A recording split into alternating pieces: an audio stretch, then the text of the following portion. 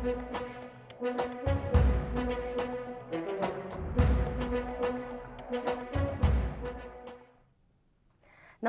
म कावेरी पौडेल। साँझ 6 बजेको प्रदेश समाचारमा स्वागत छ। सबैभन्दा पहिले प्रमुख प्रदेश समाचार।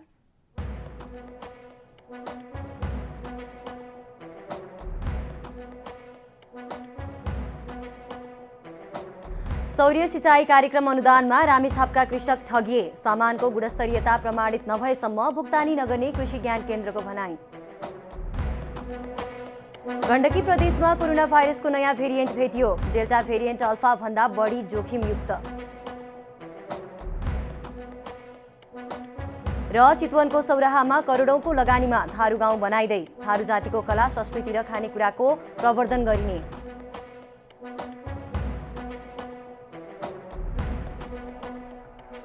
अब पुरा समाचार। सौर्य सिँचाइ कार्यक्रम अनुदानको नाममा रामेछापका कृषकहरू ठगिएका छन्। 5 लाख रुपैयाँको प्याकेजमा 80% अनुदान दिने भनिए पनि 1,59,000 रुपैयाँ बराबरको मात्रै सामग्री पाइएको किसानहरूको गुनासो छ। सौर्य सिँचाइ आयोजना अन्तर्गत अनुदानका नाममा आफूहरू ठगिएको रामेछापका कृषकहरूले गुनासो गरेका छन्। कृषि ज्ञान केन्द्र रामेछापले मागमा आधारित सौर्य सिँचाइ कार्यक्रम अन्तर्गत 5 लाख रुपैयाँको प्याकेजमा कृषकहरूलाई 80% अनुदान दिने गरी सौर्य सिँचाइ प्रणाली जडानको कार्यक्रम सञ्चालन गरेको थियो। कृषकले बेहोर्नु पर्ने 20% बापत हुन आउने 1 लाख रुपैयाँ भने कृषकहरूले अल्ट्रा इन्फोसिस कम्पनीलाई भुक्तानी दिएका छन्। कृषकले बुझाएको 20%मा पनि रेट फरक पाइएको छ भने एकै प्रकृतिको सामानमा केही कृषकहरूसँग 87,300 रुपैयाँ र केहीसँग 1,02,539 रुपैयाँ असुल गरिएको छ। 1 लाख रुपैयाँ हामीसँग माग्यो, 4 लाख रुपैयाँ उनीहरूले दिने, 5 लाखको कार्यक्रम भन्यो। यो कस्तो के हो हामीले बुझ्नै सकेनौँ। सोलर ल्याइयो, सोलर ल्याएर राखियो, त्यो के हो भन्ने कुरा हामीलाई थाहै भएन। रातभरि निन्द्रा लागेन। 1 लाख रुपैयाँ कहाँबाट झिकेर दिने हामीले। कृषकलाई अल्ट्रा कम्पनीले 335 वाटको सोलर प्यानल 3वटा 1 हर्स पावरको मोटर र कन्ट्रोलर दिएको छ। मोटरको अधिकतम बिक्री मूल्य भ्याट सहित 21,400 रुपैयाँ उल्लेख छ। एउटा सोलर प्यानलको मूल्य 35,000 रुपैयाँ पर्ने अल्ट्रा कम्पनीले जनाएको छ भने कन्ट्रोलरको मूल्य 1,800 रुपैयाँ रहेको छ। अल्ट्रा कम्पनीले चाहिँ हामीलाई भनेको अनुसारको सामानको प्राइस चाहिँ आउँदाखेरि 1,59,730 रुपैयाँ आयो।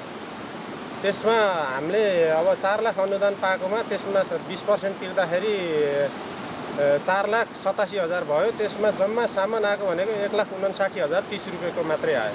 हामीले 87,000 बुझाएको सर मैले। अहिलेसम्म आएको छैन पानी। अब प्राविधिकले आएर चाहिँ सबै जोडजाड गरेर अब पानी तान्छ। अहिले घाम लागेको छैन भनेर भन्नुभयो। घाम लागेपछि तान्छ भनेर भन्नुभयो। अनि त्यसपछि घाम लागेपछि पनि पानी तानेन। त्यो यता पानी नतानेसम्म सामानको भुक्तानी नगर्ने कृषि ज्ञान केन्द्रले जनाएको छ। आफ्ना कृषकहरूलाई ठगिन नदिने रामेछाप नगरपालिकाको भनाइ छ। उहाँहरू चाहिँ आफै ठगेको महसुस गर्नुभएछ। सामान जम्मा 1.5 लाख जतिको आयो भनेर भन्नुहुन्छ र 1,02,000 पनि कहिले 87,000 जम्मा गरेछन्। कृषकहरू चाहिँ नठगिउन् भन्नुको लागि हामी के भएको हो, किन नगरपालिकालाई जानकारी बिना नै त्यस्तो कार्यक्रमहरू ठगी कार्यक्रमहरू भइरहेको छ भनेर हामी बुझ्छौँ। कृषि ज्ञान केन्द्र रामेछापले रामेछाप र मन्थली नगरपालिका गरी 25वटा कृषि फार्मलाई अनुदान दिएको थियो। रामेछापबाट सुमित श्रेष्ठको रिपोर्ट। गण्डकी प्रदेशमा कोरोना भाइरसको नयाँ भेरिएन्ट भेटिएको छ। प्रदेशको स्याङ्जा र गोर्खामा कोरोनाको डेल्टा भेरिएन्ट फेला परेको गण्डकी प्रदेश स्वास्थ्य निर्देशनालयले जनाएको छ। नयाँ भेरिएन्टको आकांक्षामा प्रदेश जनस्वास्थ्य प्रयोगशालाले नमुना परीक्षणका लागि काठमाडौँ स्थित जनस्वास्थ्य प्रयोगशालामा पठाएकोमा डेल्टा भेरिएन्ट पुष्टि भएको हो।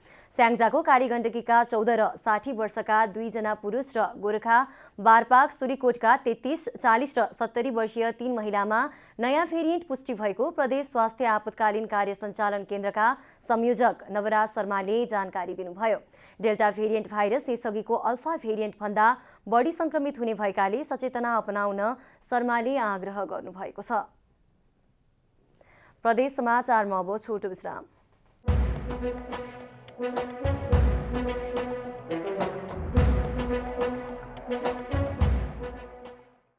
प्रदेश समाचारमा अब थप समाचार।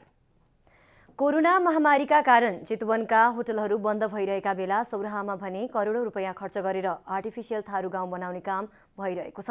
हराउँदै गएको थारूहरूको पुरानो जीवनशैलीलाई संरक्षण गर्न थारू गाउँ बनाउन थालिएको हो।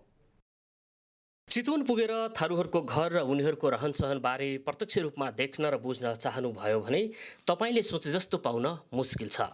थारू बस्तीमा बन्दै गएका ठुल्ठुला कङ्क्रिटका घर र ढलले थारूहरूको वास्तविक जीवनशैली फेरिएको अनुभूति गर्नुहुनेछ।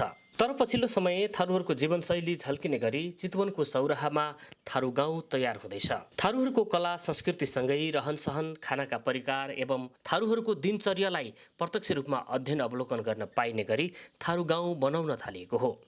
र त्यो अहिले चाहिँ विस्तारित पुराना घरहरू चाहिँ हराउँदै गए, सब कङ्क्रिट बिल्डिङहरू बन्दै गए। त्यस कारणले गर्दाखेरि यो पुरानो थारू समुदायको घरहरूलाई नै जीवित राख्नको निमित्त हामीले फेरि यो सोच बनाएर चाहिँ यो थारू भिलेजको अवधारणा ल्याएका हौँ। थारू भिलेजमा आइसकेपछि थारूको रहनसहन, थारूको कल्चर सबै कुराहरू चाहिँ यसमा चाहिँ एट्याच गरेका छौँ। जस्तै कल्चर प्रोग्राम भयो, थारूको हरेक रहनसहन, वेशभूषा सबै कुराहरू यहाँ हेर्न पाइन्छ र खानाको परिकार पनि, थारूको खानाका परिकारहरू पनि यहाँ टेस्ट गर्न पाइन्छ, खान पाइन्छ। थारू गाउँभित्र खपडाले छाएको ससाना घरहरू, मचान, माछा पोखरी, सङ्ग्रहालय लगायत थारूहरूले भोगचलन गर्दै आएका सामग्रीहरू समेत देख्न पाइनेछ। यहाँ घुम्न आउनेका लागि थारूहरूले खेल्ने स्टिक डान्स, नृत्यमा झमटा, झुम्रा नाच लगायतका सांस्कृतिक कार्यक्रमहरू देखाइनेछ। हामी अब यहाँ कल्चर, ठेकरा डान्स गर्ने, नाच, झुम्रा नाच, स्टिक डान्स सबै गर्छन्, झमटा पार्छन्। थारू गाउँ अवलोकन गर्न आउनेहरूले चिच्चर, घोङ्गी, थारूहरूले चाडपर्वमा बनाउने रोटी लगायतका मीठा मीठा परिकार समेत खान पाउनेछन्। वहाँ अथी बनवाई यहाँ से मजीगर बनवाई ऐसा को कि यहाँ निझाई पहुना बेसा वहाँ ख्याव के वसनुक चलाने है एखने कुर्सी में बड़ाई वसनुक पहिना अथी जसन भुयाँ बेसो हल्ला वसन खिवसा हूँ।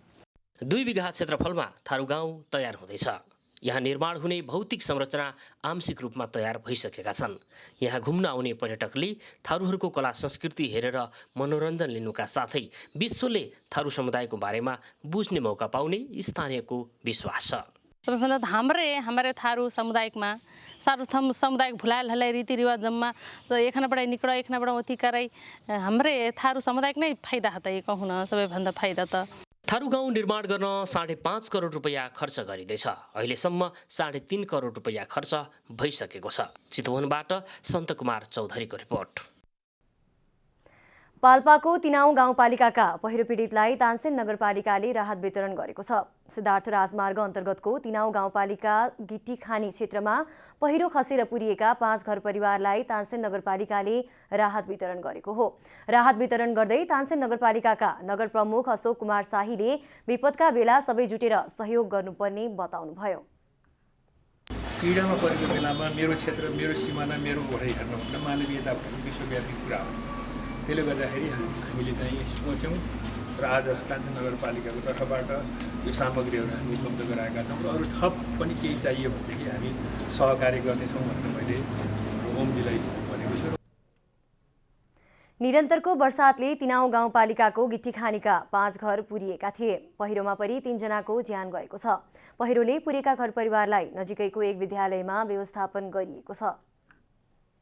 एउटा दुःखद घटना पछि हामीले केही यहाँहरूको दुःखमा मलमपट्टि लगाउने हिसाबले थोरै हामीले राहत सामग्री गाउँपालिकाबाट ल्यायौँ र हामीले अरू सङ्घ संस्थालाई पनि अनुरोध गऱ्यौँ। हिजो पनि केही रेड क्रस लगायत अरू सङ्घ संस्थाबाट पनि सहयोग प्राप्त भएको छ। पहिरोमा परेकाहरूको व्यवस्थापनमा स्थानीय तह लगायत विभिन्न सङ्घ संस्था खटिएका छन्।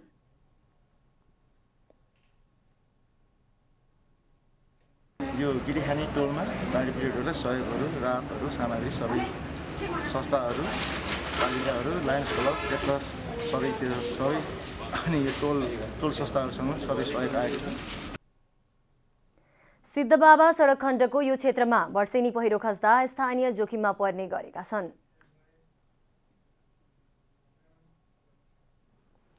प्रदेश समाचारमा अब छोटो विश्राम।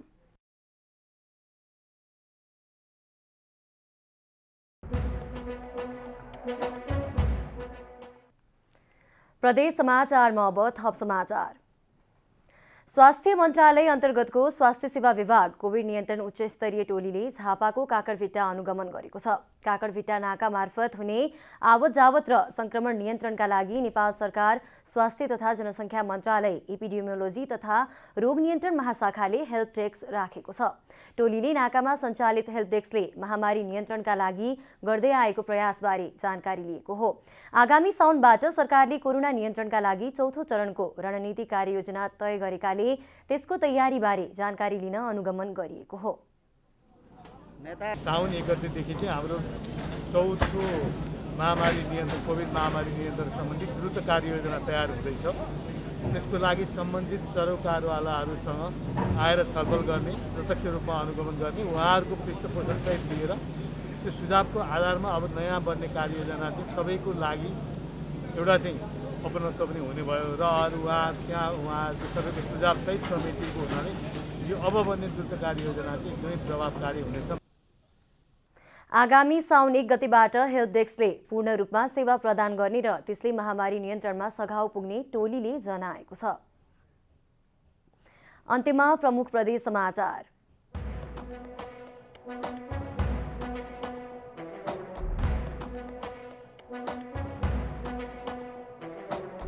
सौर्य सिंचाई कार्यक्रम अनुदानमा रामेछापका कृषक ठगिए। समानको गुणस्तरीयता प्रमाणित नभएसम्म भुक्तानी नगर्ने कृषि ज्ञान केन्द्रको भनाई।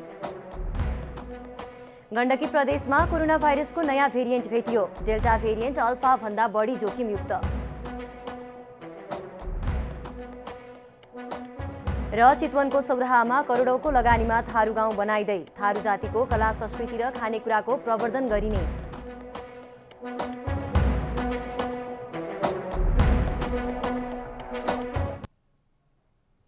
प्रदेश समाचार अहिलेलाई यति नै। जनताद्वारा जनताका लागि प्रसारित जनता टेलिभिजनका कार्यक्रमहरू युट्युब, ट्विटर, फेसबुक र हाम्रो वेबसाइट जनतासमाचार.com मा पनि पढ्न र हेर्न सक्नुहुनेछ।